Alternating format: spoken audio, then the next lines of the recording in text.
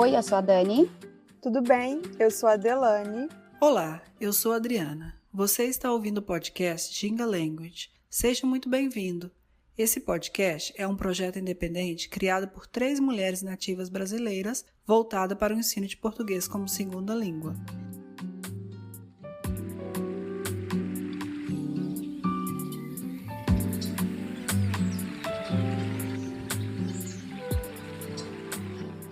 No episódio de hoje, culinária brasileira nos Estados Unidos. E a convidada do dia é a Letícia Schwartz. Ela é brasileira, natural do Rio de Janeiro e atualmente mora em Connecticut, nos Estados Unidos. Letícia é formada em Economia, Culinária e Pastry Arts, mestrada em Comunicação e atua como consultora universitária. Seja muito bem-vinda, Letícia Schwartz.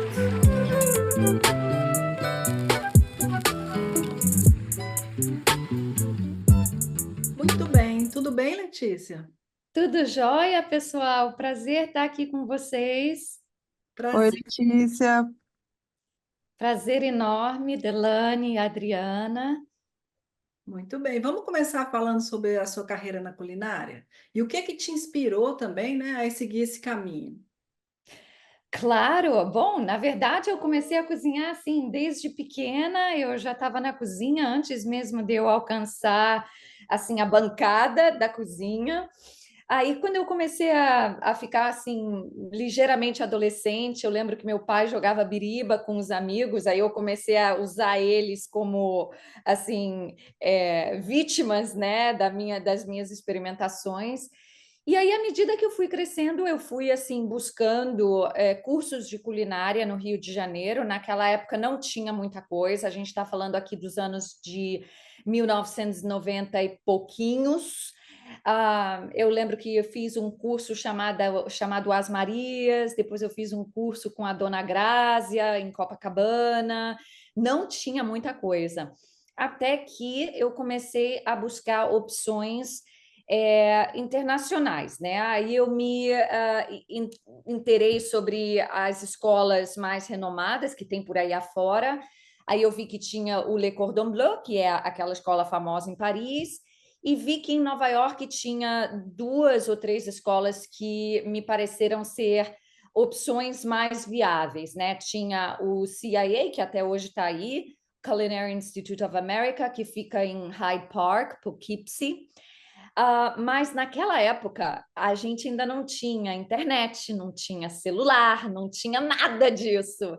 Então a ideia de vir para uma cidade maior como Manhattan era uma coisa que me pareceu mais seguro. E aí foi quando eu decidi vir para o French Culinary Institute, que era uma escola que até pouco tempo atrás estava em Manhattan. E é interessante você falar essa questão da internet, que era justo isso que eu ia te perguntar também. Como que você, eu não lembro mais como que a gente descobria tantas informações sem a internet. Antes da internet, você descobria todo esse mundo assim como? Livros de culinária. Ah, Livros de culinária que até hoje é uma grande paixão, não é à toa que eu me propus a fazer livros de culinária. Inclusive, os livros de culinária, eu acho que eles também foram assim uma grande inspiração para mim para aprender inglês. Eu lembro que quando eu tinha 12, 13, 14 anos, eu pegava livros de culinária que eu comprava nos Estados Unidos, trazia e eu traduzia eles do inglês para português para que, na hora que eu estivesse cozinhando, eu não tivesse que pensar em 2 coisas. Uma é a própria receita e outra é a língua. Então, eu criei um hobby para mim mesmo. Sei lá, aos 12 anos eu ficava traduzindo receita. E foi assim que eu aprendi inglês. e você diria então que o que te trouxe aos Estados Unidos foi a culinária? Foi a culinária, sem dúvida nenhuma. Eu tinha acabado de me formar, eu me formei em economia no Rio de Janeiro, pela Cândido Mendes, e assim que eu terminei, eu vim para cá já para estudar culinária. E como surgiu a ideia de escrever os seus livros de receitas? Você pode contar para a gente um pouco do processo criativo? Claro, com certeza. Bom, a ideia dos livros, ela aconteceu um pouco por necessidade e um pouco por oportunidade. Necessidade no sentido de que quando eu me casei, o meu marido é americano. Quando eu me casei e me vi assim com dois nenéns para criar sozinha, eu percebi que a indústria de hospitality, né? Não é muito hospitable, não é muito amigável com mães. E eu fui assim tentando buscar caminhos dentro da própria indústria da culinária que eu pudesse ainda estar presente, mas não necessariamente estar trabalhando como uma chefe num expediente, por exemplo, de restaurante à noite. Então, eu fui tentando encontrar outras avenidas dentro da indústria da culinária que fossem um pouco mais compatíveis com a maternidade. Esse foi um aspecto. Outro aspecto foi a questão da oportunidade, porque no início dos anos 2000, o Brasil começou a viver um momento muito bom econômico. Eu sinto muita saudade desse momento, né? Mas foi aquele boom econômico que a gente teve e a gente pegou a Copa do Mundo, que ainda estava para acontecer, a gente pegou as Olimpíadas e só se falava de Brasil, e eu percebi que havia um vazio no mercado editorial com relação a livros de culinária brasileira. E eu já trabalhando como uma chefe brasileira nos Estados Unidos, muitas pessoas me perguntavam: então, me dá uma receita disso do Brasil, me dá uma receita daquilo do Brasil, e eu tinha que escrever a receita para aquela aula de culinária, para aquela pessoa, para aquele trabalho ou projeto, até que eu me toquei, gente, tem aqui uma oportunidade, eu acho que dá para escrever um livro aqui, né? E aí eu gostaria que você mostrasse para a gente os seus livros e contasse um pouquinho de cada um. Nossa, com todo prazer, porque eu vou te falar, os meus livros, eles são assim os meus bebês. Eu tenho 3 e sou super orgulhosa deles, né? Então, assim, bom, o meu primeiro livro se chama The Brazilian Kitchen. Ele foi realmente o meu primeiro livro, foi assim, eu nem sabia como que eu ia escrever, porque eu não era uma autora no Brasil, eu não tinha o hábito de escrever. Então, teve uma hora que eu fiquei muito insegura, do tipo assim, eu queria escrever um projeto, um livro, mas eu não era autora em português, que dirá em inglês. Mas nisso eu fui para um curso de jornalismo gastronômico e eu comecei a conversar com as pessoas da indústria, e aí foi quando um deles, né, um dos meus mentores, ele falou assim: olha, Letícia, para você que está começando, eu te entendo perfeitamente, você tem uma articulação boa, o conselho que eu vou te dar é o seguinte: começa a se gravar. Grava você mesmo sei lá, num telefone, num áudio, e depois você transcreve aquela história que você está gravando. E foi assim que eu comecei a escrever. E depois eu nem precisei mais gravar, né? Depois que você começa já a escrever, as palavras já saem. Mas assim, então esse primeiro livro, The Brazilian Kitchen, ele é um livro de receitas clássicas e também criativas brasileiras. Então, a gente tem a caipirinha, a moqueca, pão de queijo, brigadeiro, tem muitas receitas clássicas aqui. Depois, eu fiz um segundo livro. Esse livro, o que aconteceu? Eu jamais esperava isso, mas esse livro, ele ganhou um prêmio de melhor livro de comida latina em Paris, que é uma das premiações que são importantes na indústria. E aí aquilo me deu um gás tão grande que eu falei, gente, eu tenho que continuar, porque isso aqui é bom demais, eu não vou conseguir parar. Aí eu fui escrever o meu segundo livro, que eu também já estava assim com a mira, né, nas Olimpíadas e na Copa do Mundo. E eu também percebi que não tinha nada sobre o Rio de Janeiro, que apesar, assim, eu sou do Rio de Janeiro, mas para qualquer brasileiro, a gente sabe que o Rio ele é tipo o cartão postal do Brasil, né?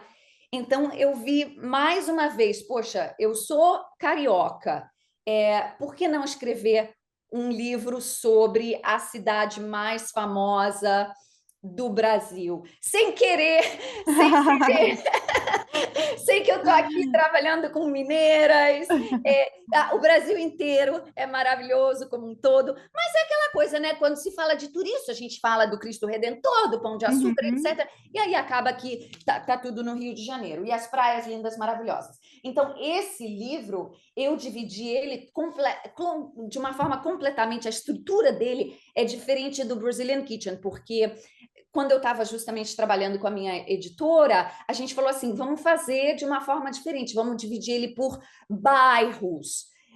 Então, a gente botou Barra da Tijuca, Leblon, Ipanema, Copacabana, Jardim Botânico, assim, os bairros mais famosos do Brasil, e depois também até algumas cidades costais e montanhosas perto. Por exemplo, tem uma cidade que eu costumo ir ainda, Teresópolis, Uhum. Petrópolis, Búzios, Angra dos Reis, então eu tentei incluir um pouquinho esse no projeto também. E aí, depois, o terceiro livro, que se chama Latin Superfoods, foi um livro... Bom, o que aconteceu? Com esses dois livros, eu comecei a trabalhar muito na televisão.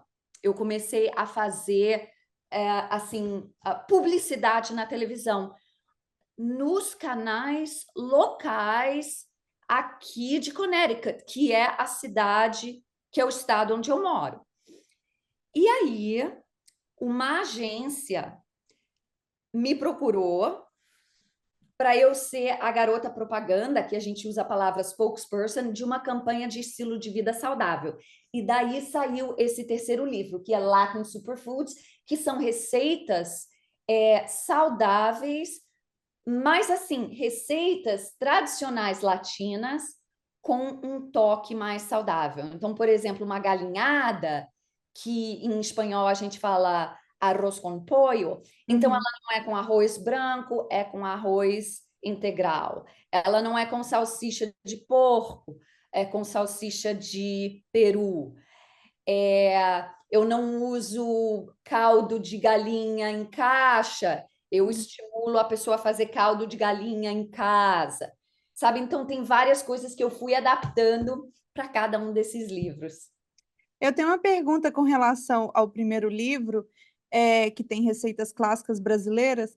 No caso, você, na hora de colocar os ingredientes, você faz aquela adaptação para os ingredientes que encontram aqui? Porque, por exemplo, às vezes eu quero fazer um feijão tropeiro. É difícil você achar uma calabresa, sabe? É difícil você achar alguns ingredientes. Então, acaba que às vezes eu pesquiso, né? O que seria mais próximo da calabresa para poder a gente usar.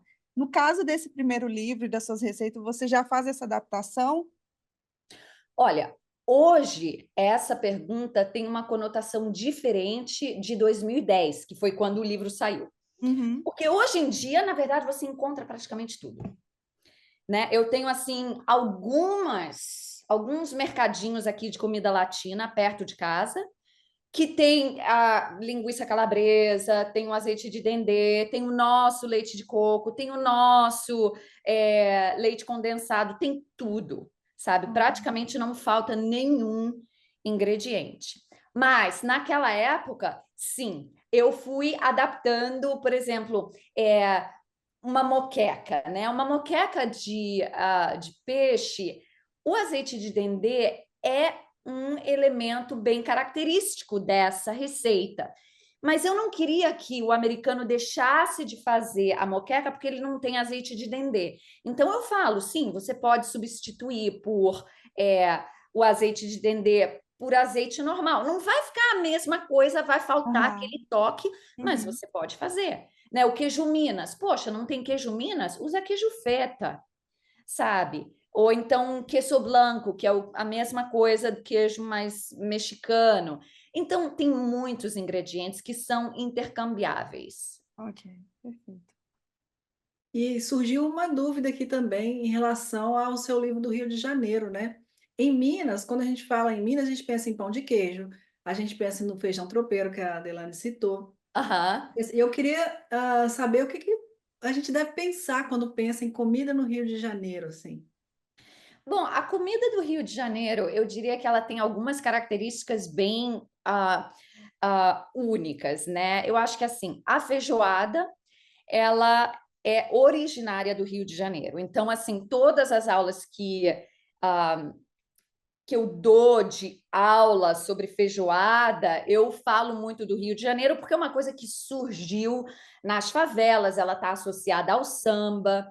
E eu acho que também o Rio de Janeiro é uma das coisas que eu acho muito particular do Rio, é o estilo de vida, né? Por exemplo, a praia, ela faz parte do carioca, onde quer que ele mora, mesmo que ele não more muito perto da praia, ele né, volta até a praia, vai até a praia. E todo aquele estilo de vida de sucos, de sanduíches, de mate-leão, de biscoito Globo. Então, assim, eu tentei botar isso no livro também, né? Eu acho que a comida de rua, o boteco é muito particular do Rio de Janeiro. Eu tentei incluir, eu acho que eu botei aqui o Boteco Jobi, eu botei várias receitas de vários botecos, inclusive botei fotos dos garçons, porque no Rio você tem esses botecos que assim, eles têm garçons que trabalham lá, são garçons portugueses que já estão lá há 50 anos, né? Então eles já fazem parte da figura daquele restaurante. Então, eu tentei fazer um tributo àquilo também. Né? A figura, por exemplo, do pipoqueiro, eu incluí no Rio de Janeiro. A figura do vendedor da carrocinha de churros, eu também tentei incluir no livro.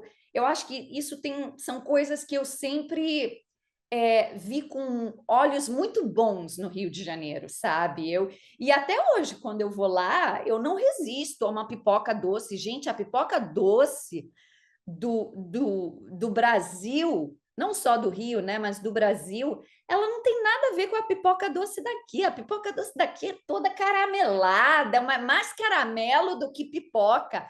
A pipoca doce do Brasil é uma coisa maravilhosa. Eu posso comer assim sem parar, não é? Exatamente. É E aí eu verdade também. botei. Eu achei interessante você mencionar também esses vendedores ambulantes assim que tem na praia, né? Que é uma coisa que a gente explica para os nossos alunos. A gente fala, ó, tem pessoas que vendem. Ah, vendem o quê? É tão difícil de explicar, porque pode ser tudo, pode ser roupa, pode ser canga, pode ser. É tanta coisa que eles vendem, né, na praia. É Pulseira, uma coisa que a gente não vê aqui. bijuteria, né? E eu acho que assim, se criou até uma nova cultura. Toda vez que eu vou no Rio de Janeiro, nossa, eu ando na praia muito, eu amo fazer exercício na praia. Eu acho que isso é uma coisa tão assim, gente, maravilhosa. E na Lagoa também, né? Você poder combinar exercício com aquele visual maravilhoso. E aí você tem, por exemplo, tanto no Arpoador como na Lagoa, você tem um trecho ali, uma região onde você tem vários camelôs que fazem artesanais e são lindos. É verdade. Né? E agora, voltando um pouquinho sobre as principais influências e tal, você pode falar para a gente que você falou, né? Que começou as suas referências por ler livros. No passado não tinha na internet, você lia os livros. E agora, quais são as principais influências na cozinha? Olha, eu diria assim, toda vez que eu vou no Brasil, eu fico encantada com a criatividade do brasileiro. Eu acho que assim, o brasileiro é um povo super criativo, não só na culinária, como em várias outras indústrias. Você vê isso. Mas na culinária em particular, que é o que a gente está falando, né? E assim, uma das coisas que eu amo fazer é justamente ir a restaurantes, não só restaurantes da moda ou que abriram, mas também justamente ter esse contato com os vendedores de rua, porque eu não como a pipoca e dou tchau pro cara da pipoca. Eu faço meia hora com o cara conversando, mas vem cá, me conta aqui. Seu José, como é que você faz essa pipoca tão maravilhosa?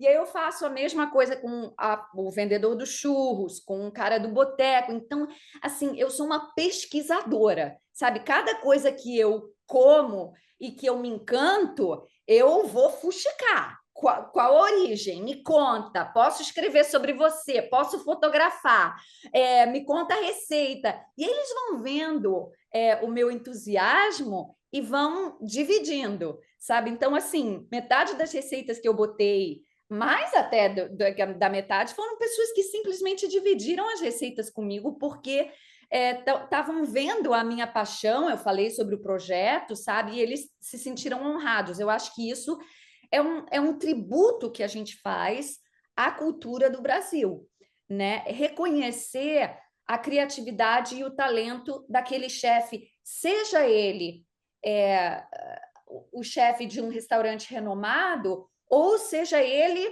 um vendedor de rua, né? Então, eu fiz isso assim com praticamente todas as receitas, todo tipo de encontro que eu tenho, eu vou lá e pesquiso, e isso é uma grande influência. Assim, os livros de culinária também sempre foram uma grande influência. Hoje em dia está cada vez menos, né? Porque hoje em dia eu digo já, sei lá, já tem muito tempo que a internet já existe, né? Mas hoje em dia você consegue encontrar todas as receitas possíveis e imaginárias na internet. Então, até a própria social media, que virou parte do nosso ecossistema, também é uma fonte de influência, porque eu estou sempre também lá ali rodando o Instagram, vendo, sabe, quais são as receitas interessantes, o que uma pessoa fez com essa receita. Então, assim, as influências, ela vem de todas as partes, né? Não existe uma fonte única. Assim, eu amo ir para o Brasil. Eu acho que a feira brasileira não tem coisa igual. Eu acho que a feira brasileira é única. Quando eu vou nas feiras aqui no estado de Connecticut, ou até quando eu vou para Nova York, vou no Union Square, são feiras muito legais. A da Union Square, não tem dúvida, é grande, é robusta, mas nada se compara com as feiras do Brasil. E fora não só as feiras, como os feirantes, né? A figura do feirante é uma coisa muito especial, né? Ô, freguesa, vem aqui, experimenta aqui, pipipi, papapá, aquele papo todo. Ninguém tem paciência de vir comigo na feira, porque eu fico conversando horas com cada feirante, sabe? E você podia mostrar para a gente o terceiro livro? Sim, claro. Então, o Latin Superfoods. Isso. O Latin Superfoods, esse foi um projeto assim muito especial que aconteceu na minha carreira, porque ele veio de uma coisa assim tão inesperada. Assim, eu estava fazendo publicidade para os meus livros aqui na televisão de Connecticut. Até que de televisão local, eu comecei a fazer televisão nacional. E a coisa foi ampliando e ampliando. Até que um belo dia, depois de eu ir no Today Show, que é um dos programas de mais visibilidade aqui, eu também fui no CBS, eu fiz Fox. Então, eu já estava num patamar onde eu estava fazendo muita televisão nacional. Aí eu recebi um telefonema dizendo assim: Letícia, a gente está procurando uma chefe bilíngue. Você fala espanhol? Aí eu falei assim: pero claro que sí. Assim, não, pera lá, mas a minha língua nativa é português, mas eu falei yes. Eu falei yes e 6 meses depois eu estava na televisão fazendo os mesmos segmentos de culinária em espanhol. E por isso que eu fui contratada para ser a garota propaganda dessa campanha de estilo de vida. Foi uma campanha de estilo de vida de uma empresa farmacêutica chamada Merck, que é uma das maiores do planeta. E a campanha, ela tinha 3 braços. Uma para americanos com diabetes, uma para os africanos com diabetes e uma para os latinos com diabetes. Para o braço dos americanos, eles chamaram um cantor de country music chamado Tim McGraw. Ele também é bem famosão, tem músicas maravilhosas. Para o braço dos africanos com diabetes, eles chamaram uma actress, uma atora, de um desses seriados. Ela fez Law and Order. Então, é um desses seriados que também já está na televisão americana há muito tempo. E para o braço da campanha latina, eles me chamaram. Assim, eu me beliscava, sabe? Eu falava, meu Deus do céu, como que eu fui... como que eu aterrissei aqui, sabe? Mas eles tinham visto o meu trabalho na televisão. E daí que eles me convidaram. E aí eu continuei com a campanha, nossa, até o Covid chegar. Foram 7 anos de campanha.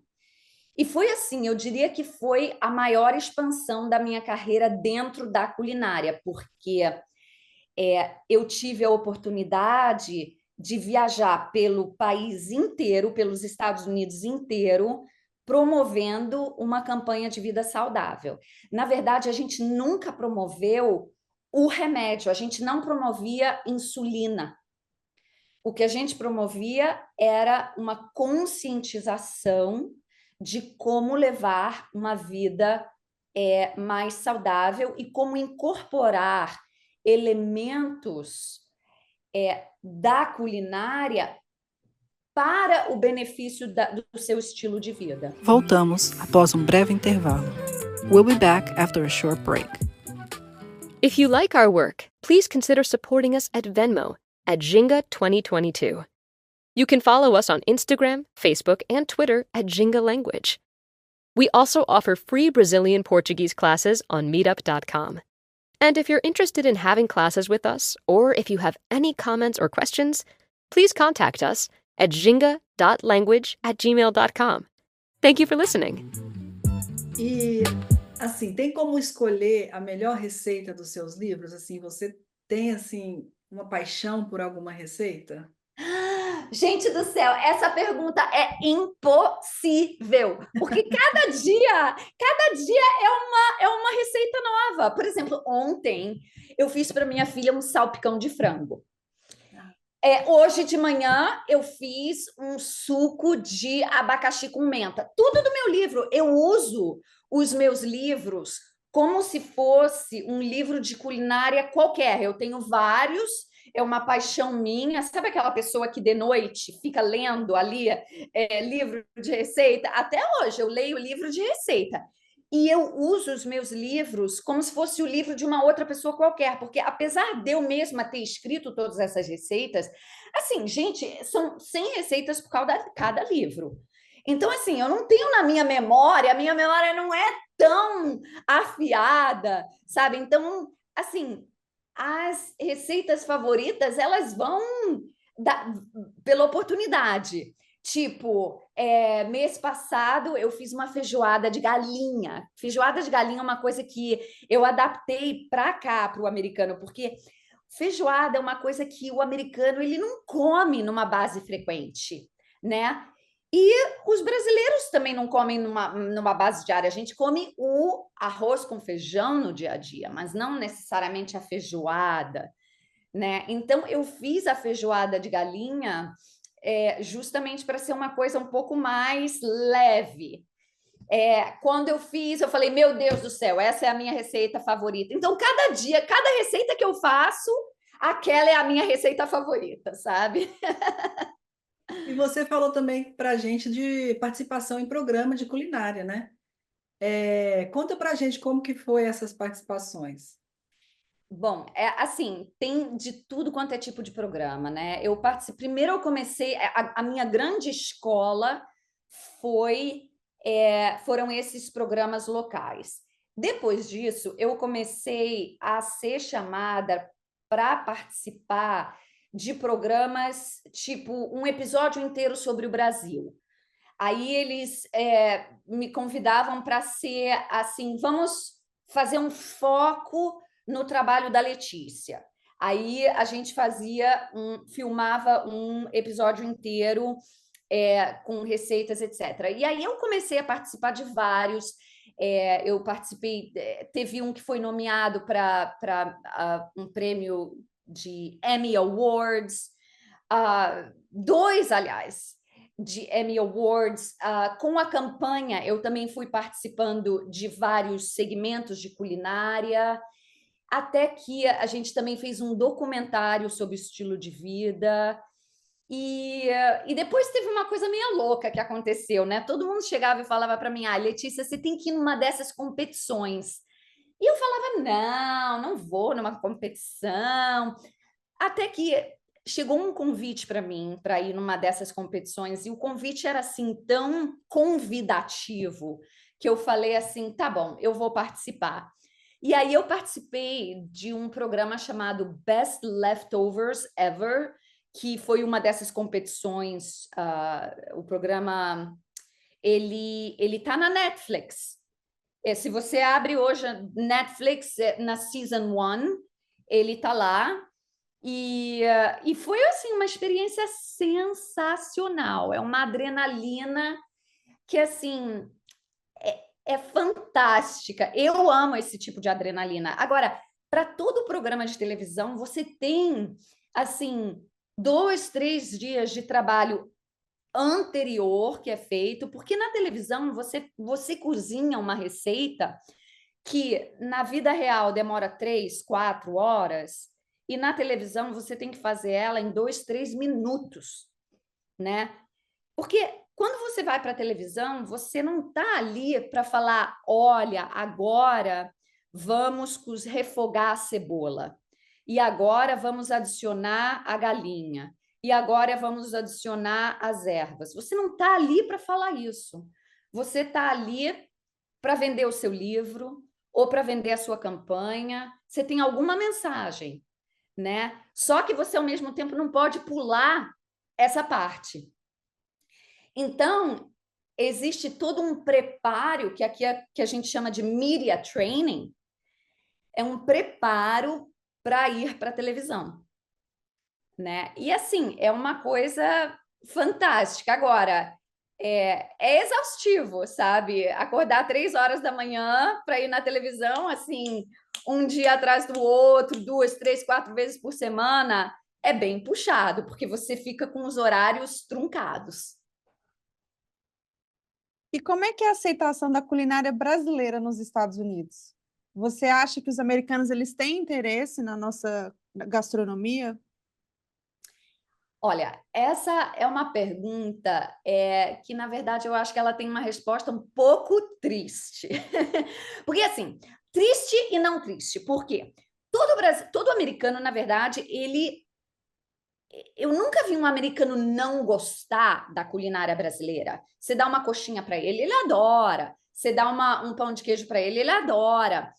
Mas eu não acho que a culinária brasileira conseguiu atingir o patamar que outras culinárias conseguiram.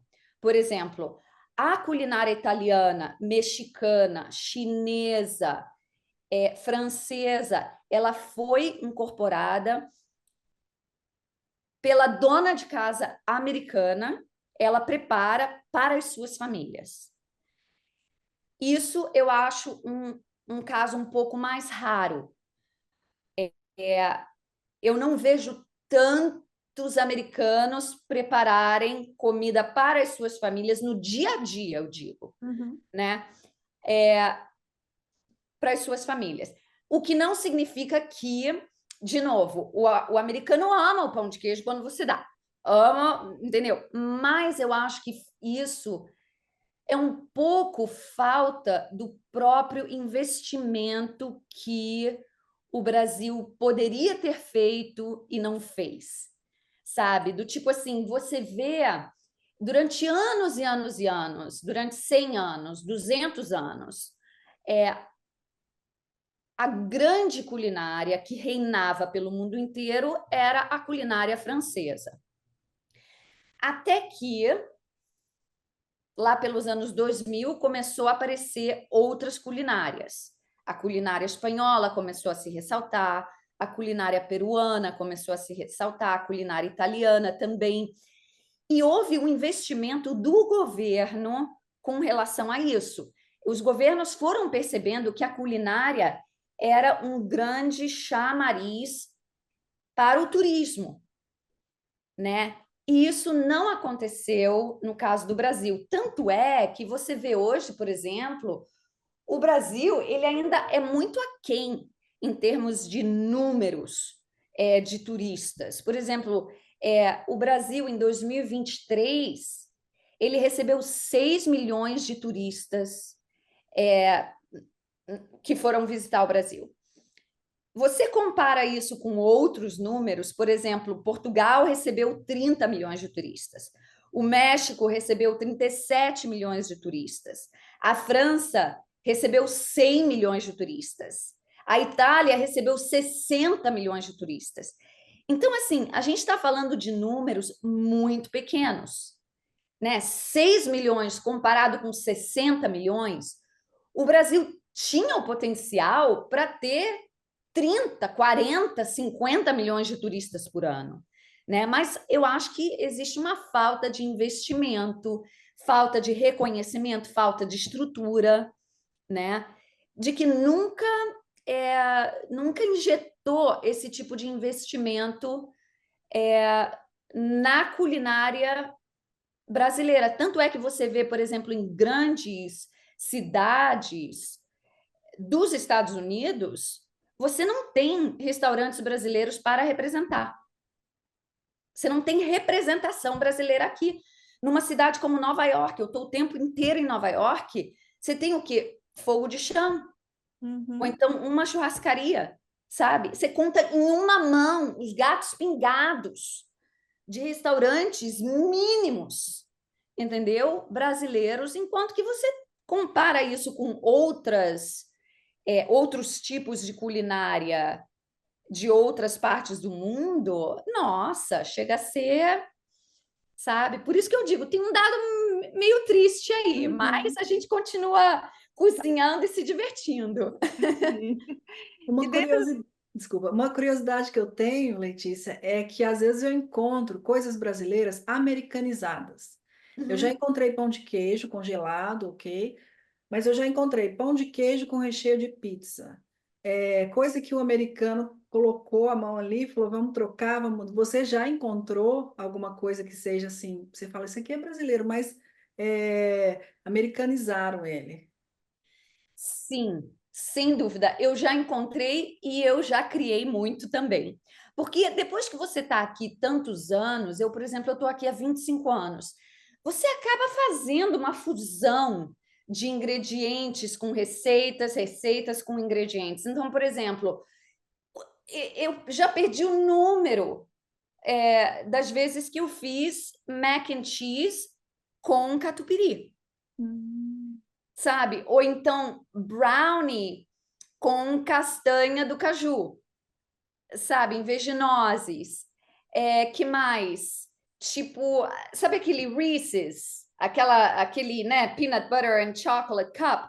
Eu faço com paçoca, sabe? Então a coisa vai surgindo naturalmente, porque você pensa, gente, O mac and cheese com catupiry tem tudo a ver, sabe? Provavelmente deve ficar até mais gostoso, porque o mac Nossa. and cheese em si eu não acho muita graça, assim, não é um prato que eu vou em um restaurante e eu quero comer, eu quero experimentar, não é uma coisa que eu gosto assim. Mas o catupiry em si é muito bom, então imagino que essa combinação deve elevar muito o sabor. Ai, fica uma delícia. Meus filhos adoram. Inclusive, ele congela muito bem. Então, eu Ah, também estou sempre que eu faço, eu dobro a receita e deixo uma porção congelada, sabe? uhum. Ah, bom, eu sou uma amante da culinária. Eu adoro, assim, sou amadora, com certeza, mas eu adoro pesquisar sobre. Às vezes eu assisto vídeos no YouTube de alguma pessoa que eu gosto, que viaja pelo mundo, e aí essa pessoa está em algum local e eu falo, nossa, eu preciso experimentar essa comida. Então, é o que você falou, né? A culinária é algo que atrai turista. Então, Sim. se você tem essa visibilidade realmente aumenta a quantidade de pessoas para experimentar daquele sabor. Por exemplo, a culinária chinesa. Qualquer lugar aqui próximo da minha casa tem vários restaurantes de culinária chinesa, né? Então, a culinária em si é algo que eu gosto muito. E aí eu queria saber qual seria a sua dica número um para cozinheiros amadores como eu, que querem melhorar suas habilidades na cozinha. Bom, primeiro você compra os meus livros, tá aqui, Aham, eles estão available no Amazon and Barnes and Nobles. ok. Bom, mas eu diria tem algumas dicas, não uma só. Né? Assim, eu acho que quanto mais você cozinha em casa, mais você percebe os benefícios de saúde que a comida caseira te traz, né? Você tem controle de tudo aquilo que você põe, né? É tão diferente de você comprar comida pronta, pedir comida. Quando você faz é outra coisa, né? Fora que aquilo pode ser de vez em quando é uma fonte de estresse, mas na maioria das vezes é uma fonte de terapia, né? A Exato. culinária. Mas assim, eu diria que se você costuma planejar, por exemplo, cria um tempo no domingo, bom, pode ser outro dia para outras pessoas, mas pelo menos assim, na minha casa, domingo é um dia que funciona para o estilo de vida da minha família, porque a gente tira tipo umas 3 ou 4 horas e aí eu consigo preparar comida assim quase que para a semana inteira, sabe? Eu preparo assim galinha grelhada, 2 ou 3 tipos de vegetais. Aí preparo um arroz e preparo um tipo de massa. E aí, durante a semana, eu apenas vou fazendo as combinações e faço daquilo uma receita, sabe? Então, eu acho assim, tem muitas dicas, tipo, eu gosto também de ir nessas feiras, que por mais que não sejam as feiras brasileiras, elas ainda oferecem ingredientes frescos, ingredientes interessantes. Eu gosto muito de cozinhar com ervas e especiarias. Eu acho que, de uma forma geral, assim, nas minhas aulas de culinária, eu vejo que as pessoas se sentem um pouco intimidadas por não saberem qual o tipo de erva ou o tipo de especiaria que combina com um certo tipo de comida, quando na verdade não tem muita regra, Exato. sabe? Basta você sair cozinhando, sair experimentando e aquilo vai ficar gostoso. Assim, existem algumas combinações clássicas, sem dúvida nenhuma, do tipo champignon com tomilho. Essa é uma combinação clássica. Ou então, por exemplo, carneiro com alecrim, é outra combinação clássica. Então, sempre tem algumas clássicas, mas não significa que se você botar, então quer dizer que eu não champignon com salsa não combina? Claro que combina, entendeu? Então eu tento assim trazer a pessoa para a cozinha para assim desintimidar, sabe? Levantar aquela barreira de que eu não sei usar a faca direito, eu não sei o que combina com o que. Basta cozinhar que aquilo vai te trazer os benefícios e você vai. A cozinha, ela ela te mostra em questões assim, com evidências científicas, né, os benefícios da sua saúde. Perfeito. É. Eu gosto muito da culinária exatamente nesse quesito de... É uma terapia para mim. É um momento ali que eu não penso em mais nada além do cozinhar, do que Não pode ser que é? combina com o quê. E, no mais, a culinária também é uma coisa muito ampla. Você pode pegar um ingrediente que é usado na culinária chinesa e colocar na comida brasileira. Não tem isso, é muito democrático. Você pode fazer da Exato. melhor maneira que, para você, para o seu paladar, é o ideal, né? Então, uma Sem culinária. dúvida. Você está falando aí de cozinhar, de Brasil, você trabalha com o Brasil. A gente tem um quadro no Instagram que a gente pergunta às pessoas que moram, brasileiros que moram fora ou estrangeiros que já foram ao Brasil, de Uhum. que eles têm saudade do Brasil.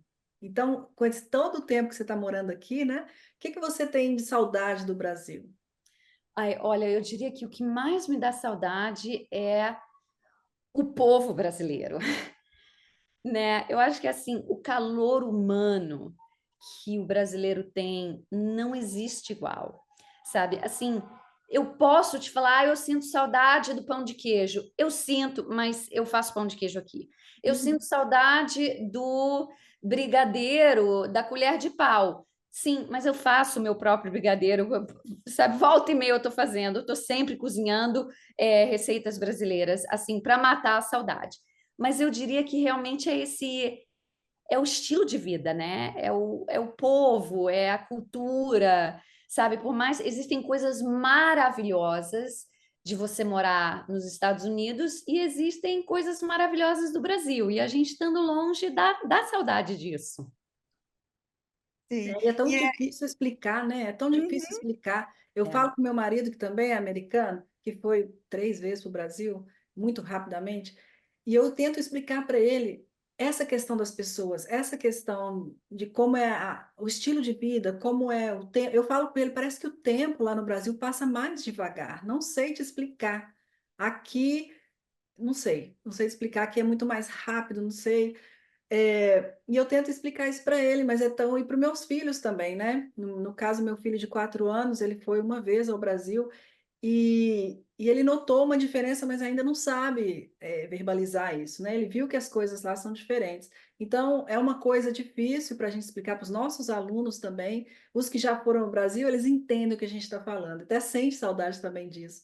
Mas para os que não foram, é difícil explicar, né, que o povo brasileiro tem, quando às vezes em Nova York também no metrô eu via pessoas falando inglês, mas com aquele sorriso eu falava, tá falando inglês, mas é brasileiro. Eu conheço esse sorriso, eu conheço essa postura. E meu marido falava, não, não é possível. Eu falava, é possível. Aí saiu um português, eu falava, tá vendo? É português. Então é uma coisa realmente muito difícil de explicar como que é a energia do Brasil, como é diferente lá, né? Como é diferente. Mas você sabe, eu acho que você tocou num ponto que é muito interessante.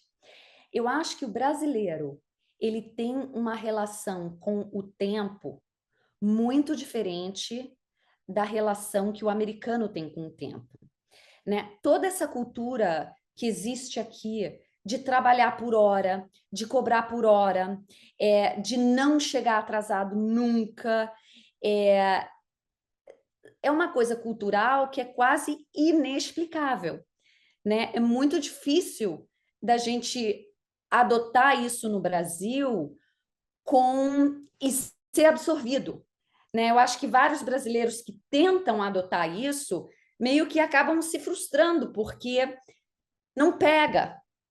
Você não pega, tipo assim, o brasileiro ele não vê certas coisas como perca de tempo, enquanto que o americano vê, sabe? Ir para um boteco, ficar ali na birita tomando caipirinha com sei lá, com croquete, bolinho de bacalhau, torresmo. torresmo, e ficar ali durante 3, 4, 5 horas, e aí você tem ali o sambinha que está do lado, sabe? Isso é uma coisa que o americano ele não se permite fazer. Ele vê aquilo como perca de tempo, ele tem muita coisa para fazer. E eu acho que toda a sociedade americana, ela é estruturada de uma forma muito diferente, que faz com que a relação da pessoa com o tempo, a relação cultural com o tempo é diferente, né? O que que o americano faz aqui durante o fim de semana? Ele não vai para a praia, vai para a birita, ele vai fazer as coisas de casa, ele vai porque ele trabalha durante a semana, com uma intensidade muito maior do que o brasileiro. Não é que o brasileiro não trabalha com intensidade, mas assim, eu como uma pessoa que já estou aqui, eu penso muito sobre isso, sabe? Eu estou sempre pensando sobre as diferenças culturais. O brasileiro, ele é muito sério, ele é profissional, mas ele cria espaço dentro da vida dele para o social, enquanto que o americano não tem essa cultura. Durante a semana, o americano está trabalhando e ele está 100% dedicado ao trabalho. Mesmo quando ele tem eventos sociais, aqueles eventos sociais têm uma característica de networking. Uhum. Não é verdade? E eles têm horário para acabar e começar e acabar, né? Às vezes, igual, por exemplo, tem um clube aqui perto de casa, aí meu marido falou assim, o clube fecha às 5, vamos? Era 3h30, eu falei assim, vale a gente sair agora para ficar... Mas eles conseguem o que eles chamam aqui, squeeze, cada coisinha dentro do planejamento deles, né? Vamos no museu, ele vai fechar às 5, são 3 e pouco, até a gente chegar lá. Mas ele consegue fazer nessa 1 horinha, fazer valer, e depois vai em outro. Para mim é um pouco cansativo. Como brasileiro, eu acho cansativo, sabe? Assim, toda essa estruturação e tal. Mas eu entendo que é a cultura, eu entendo que é assim que eles conseguem funcionar. E até mesmo em Nova York, quando a gente ia em... Aqui é menos, mas ainda é um pouco. Mas lá em Nova York era mais loucura. Quando você ia em um restaurante, igual você está falando, vai para um boteco, vai para um lugar. Antes de você pedir a conta, eles já chegam com a conta. Tipo assim, já deu tempo de você comer, já deu tempo. O que mais que você vai fazer aqui, né? Eles não levam em consideração que talvez, igual a gente fazia em Minas, acabou de almoçar, tem aquele café, né? Aí você toma um café, aí você conversa, aí de repente. Você fica mais 2 horas ali só no cafezinho, né? E meu marido também achou interessante que todos os restaurantes eles ofereciam café a qualquer hora do dia, né? Até da noite tinha café ali. Na saída do restaurante tinha café também. Significava que você poderia pegar um copo e degustar aquele café tranquilamente. Então aqui é o que você comprou, não tem nada extra, não tem nada, sabe assim, é aquele tempo de comer e tchau, né? Então isso foi um choque assim como adulta, depois vindo para cá de adulta, que eu falei, nossa, mas e aquela conversa que não, tem que ser pá. Eu lembro que quando os meus filhos eram pequenos, olha, a gente levou um tempo enorme para eu me acostumar que as festinhas de aniversário das crianças, elas eram marcadas assim, festinha de aniversário de 4 às 6. Eu recebia um convite, eu falava assim, como? Como que uma mãe pode convidar com hora para terminar? Hoje eu também já entendo. Mas, assim, eu acho que o brasileiro, ele tem, né, essa relação com o tempo é diferente. É isso que faz essa diferença, né? Na vibe, né? Se tiver bom, a gente continua, se não tiver, a gente para, sabe? Assim, umas coisas assim muito mais espontâneo e tal. Então, essa relação com o tempo mesmo que você falou, que é uma coisa às vezes mais complexa de explicar para os nossos alunos que a gente tem. Tem saudade do povo, tem saudade da energia, da vibe. Mas o que que é isso, né? Então, realmente é um ponto que a gente sofre aqui para explicar. É. Bom, Letícia, a gente agradece a sua participação nesse episódio. Adoramos falar sobre a culinária. Como eu disse, eu sou uma amante da culinária, adoro tanto degustar quanto tentar fazer alguma receita de outros países, arriscar na cozinha. Então, muito obrigada pela sua participação. Eu que agradeço, um prazer enorme estar aqui com vocês. Muito obrigada. Tchau, tchau. Tchau, tchau. Tchau.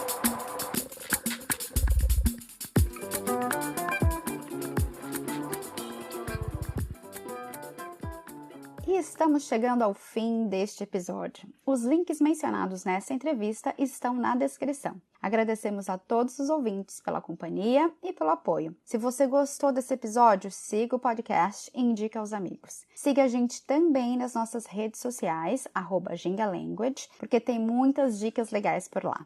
Até mais, gente! Tchau!